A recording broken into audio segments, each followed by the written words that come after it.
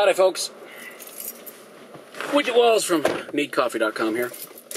Back again for another Wayhomer review. Sorry about last weekend. We had to take that off because with this whole 32 days of Halloween, which I'll mention towards the end, that we wanted to make sure we got on top of so it didn't kick us in the ass.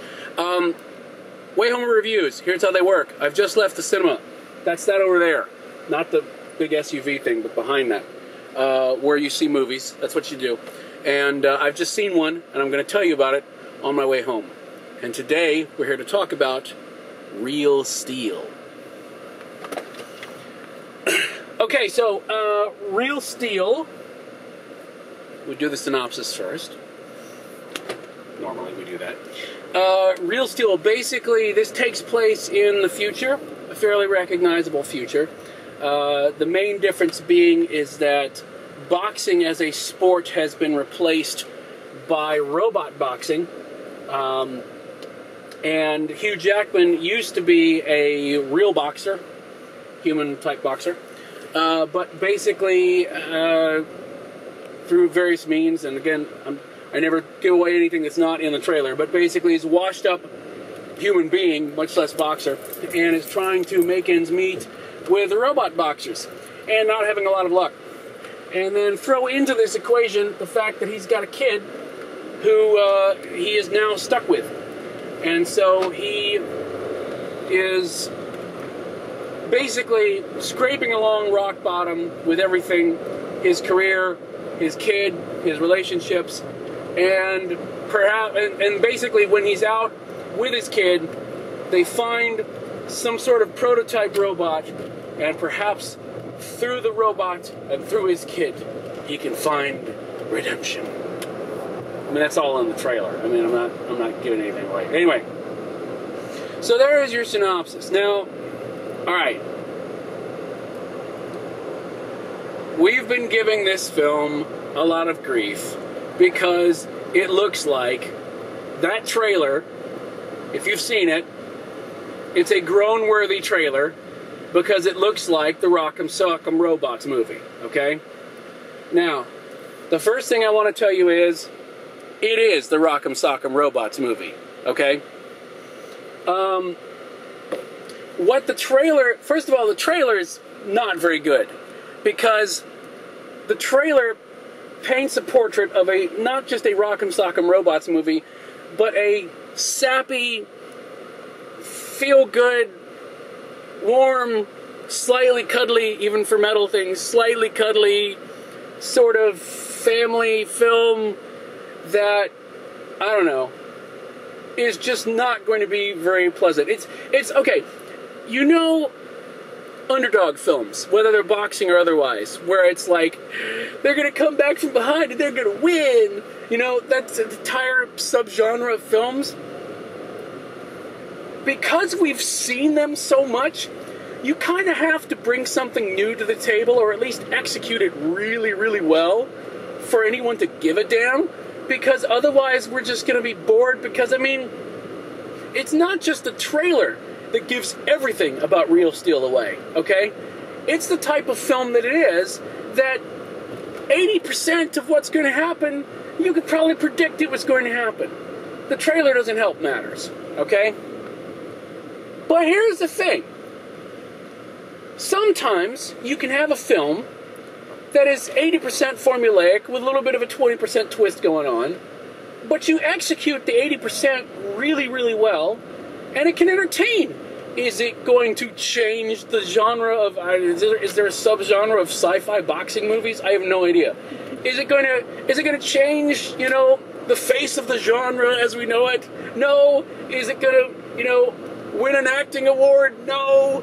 Is it going to, but, I mean, honestly, we don't always go to movies for that. Sometimes you just want to show up, and you just want a good show, right? Real Steel's a good show. Now, here's why it's a good show. Because it, like the robot that they find, has no business winning at the level that it does. But the reason it does is because it does a lot of smart things writing-wise. Basically, the whole film feels like it's got a big bungee cable attached to itself, right? that when it leaps out over the precipice of sappiness, where you just go, oh God, here it goes, because you're waiting the whole film for it just to dive off the deep end. You know what I mean? When you're in a film and it just takes a nosedive into Sappyville, and you just go, oh man, I was with you! I can't jump over there with you! Now sometimes films are good enough where you'll jump and you'll just, oh hell with it, I'll jump. But most times you just, oh man. This has some kind of rubber band attached to it, where just when you think it's gonna, it doesn't skirt the edge, it leaps out over the edge, and then goes and comes back. It's kind of amazing. It's really kind of amazing how it does that. I don't know how it does it. I think it has something to do with the fact that, first of all, the writing's smart. It does some smart things that's the 20% you weren't expecting. Little bitty 20% things that you're not expecting, okay?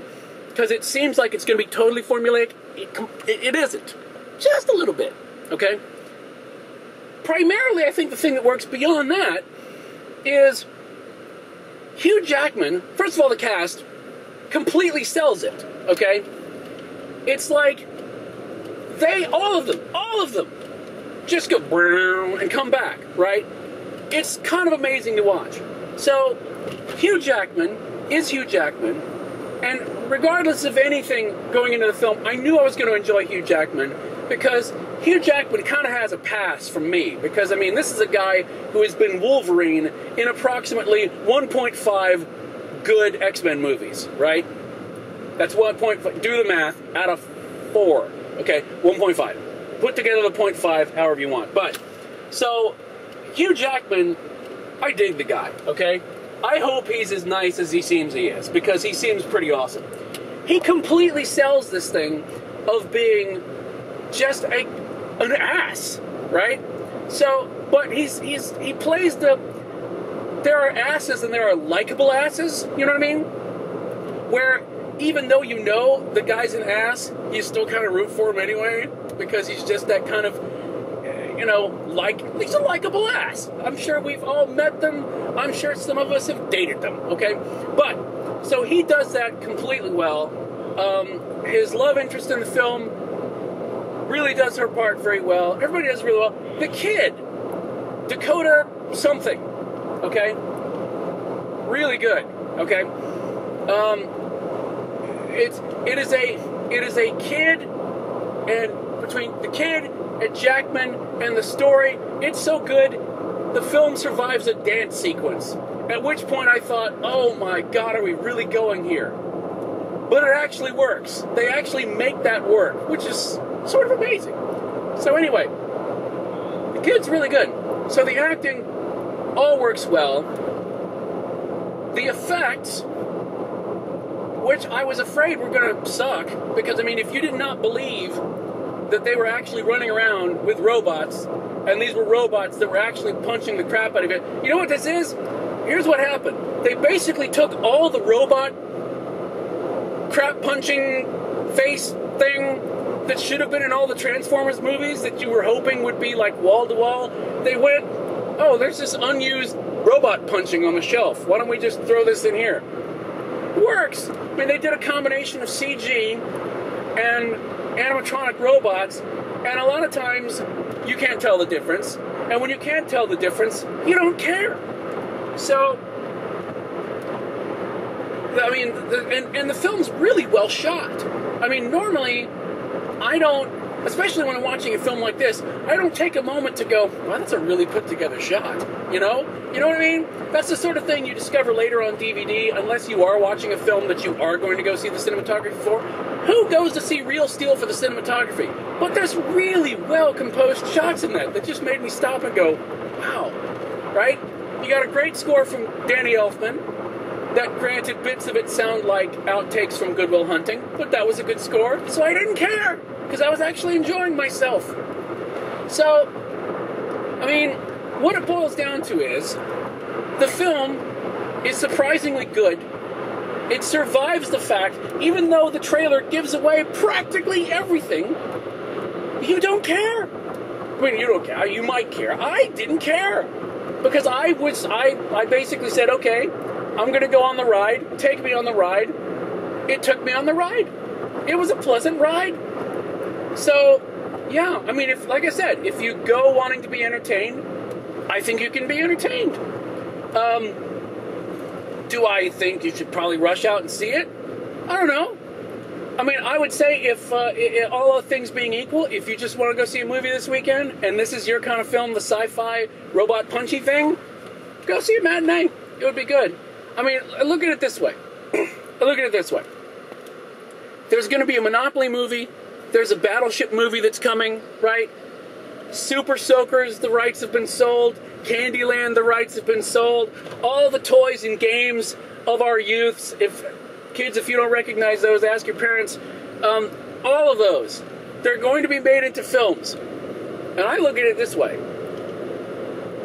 If there had to be a Rock'em Sock'em Robots movie, I'm actually kind of pleased it was this one. So, I'm pleasantly surprised by the whole ordeal. I am actually going to give it a 3.5 out of 5. It was a solid 3, and then it did some surprise. That 20%, that surprising bit there's a couple of very obvious things that you think are going to happen, and because they're easy, right? They're the kind of shorthand, easy thing that a lot of writers will do. All writers will do, right? At some point, all writers have done it, right? But they don't take the easy way out with everything, which I think is admirable and should be applauded.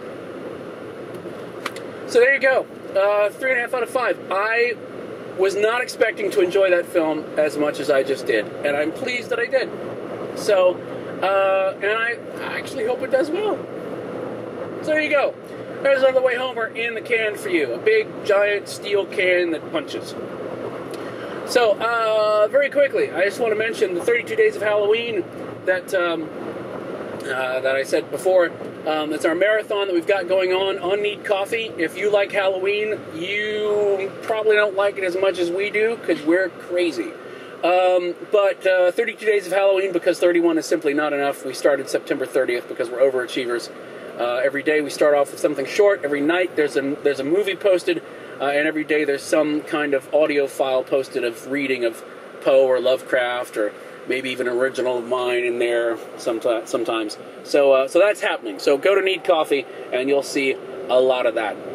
So thank you for everyone for watching.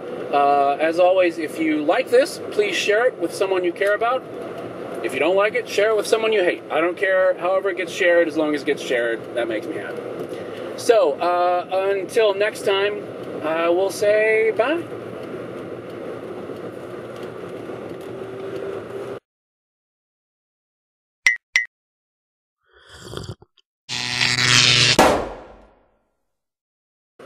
For the ladies in the audience, my camera person and producer Thespia would like to point out that at 35 minutes in, what you showed up for, we showed up for robots punching, you showed up for Hugh Jackman taking his shirt off, 35 minutes in, roughly, give or take. I'm not saying just walk in at some point, you might actually enjoy the film, but 35 minutes in. There, you happy now?